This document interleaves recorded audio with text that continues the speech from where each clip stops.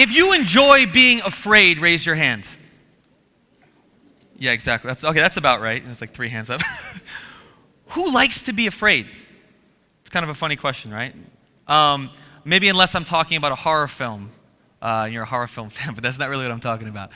There are different kinds of fear, so I'm going to clarify, right? There's one kind of fear. There's good fear. An example of good fear would be like you're driving late at night, you start to doze off. Has anybody had this happen? You sort of wake up with that jolt of like fear-induced oxygen and adrenaline to your brain. You're like, oh yeah, that's good fear. Okay, I'm not sure. That's good fear. Hold on to that, okay?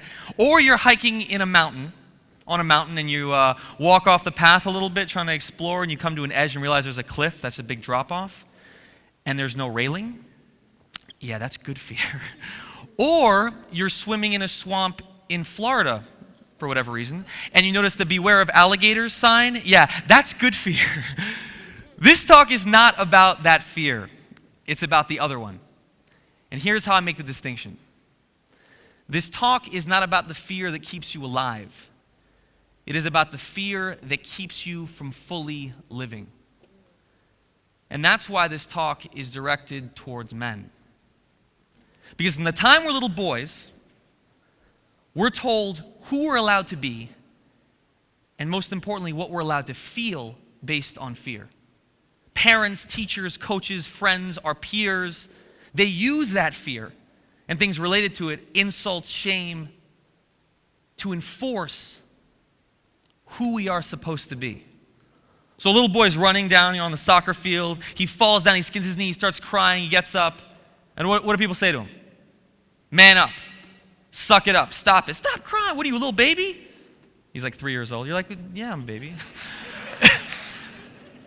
I can relate to this very strongly because I spent basically my whole childhood playing sports, consumed most of my time, and if I had a nickel for every single time someone told me to man up, I would be a millionaire today.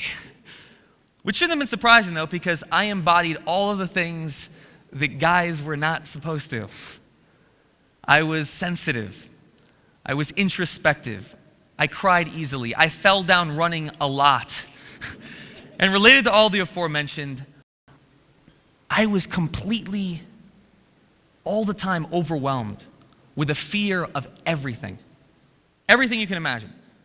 Braces, failing classes, not having a girlfriend, not being cool, looking like a dork, wearing my headgear every day. All that stuff would constantly be on my mind. And I got to a point where I said, I can't do this anymore. I cannot survive with this fear constantly taking over my life. So I did what a lot of little boys like me learned to do. I decided to learn to figure out how to hide all that stuff. All the magic, all the beautiful feelings, all that stuff that was happening inside, I figured out a way to make it invisible to the world.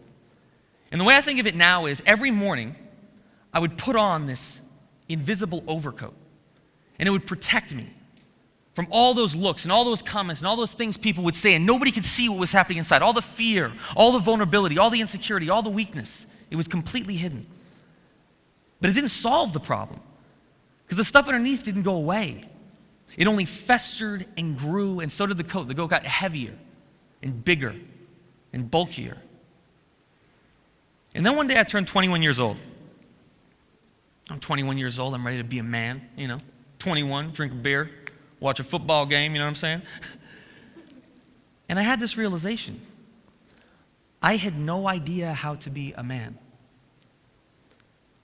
Not a clue, because I had no practice in being all of who I was. The man I had been told I was supposed to be my whole life was actually the same scared little boy I had always been, shaking beneath this massive protective overcoat. I had no idea how to confront fear, loss, insecurity, shame, grief. And then I made a life-altering discovery that day. I realized that the only way for me to truly man up and be free to be all of who I was to do the one thing that I had been spending my whole life trying to avoid. And that was embracing all of my deepest fears. Finally take off that overcoat. That summer, the summer I was 21, I realized how much of a powerful gift that could be to finally embrace all that fear, all those fears, all those insecurities. I was working at a camp for kids with HIV and AIDS, and one of our youngest campers had forgotten his HIV meds at home. So obviously, me and another counselor had to go back to his house and get it. So we get in the camp van, we're driving to his mom's house, and by the time we get there, the sun's starting to go down, There's this vibrant, it's the summertime on this beautiful little street, and all the kids are out there, they're playing, they're joking around. Some girls are playing jump rope, and some kids are having a water gun fight, some kids are playing stickball, and some moms are talking on the porch over here, and there's this 4-story townhouse. And this woman walks over to the van. She smiles a little bit. I can tell her eyes are bloodshot. And I realize it's our camper, it's his mom, and she comes over to the driver's side window of the camp van, and she's talking to us, and she's talking and joking with us, making small talk, and then her voice cracks. And she says she got really bad news earlier that morning because her doctor had told her that she didn't have a lot of time left. And she had AIDS at this point. And she was afraid that there would be no one left to take care of her kids. Her oldest son locked up on a drug charge, and her second oldest, Julio, recently paralyzed when he got shot. And she points to the car in front of us. There's this parked car in front of us. And I see the silhouette of this guy sort of leaning across, yelling after the kids, joking with them, playing around. And she says, I don't know what to do, Carlos. He won't go upstairs. Every time I go over there and try to convince him to let me call someone, he tells me to shut up and he won't listen. He peed on himself, He can't control it. It's not his fault. I tell him that, but he just tells me to shut up and go away.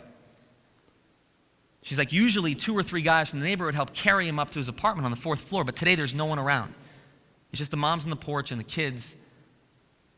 You're the only one who might be able to carry him up. Can you please try to talk to him? It's one of those times when I'm thinking, can someone else's number get called right now?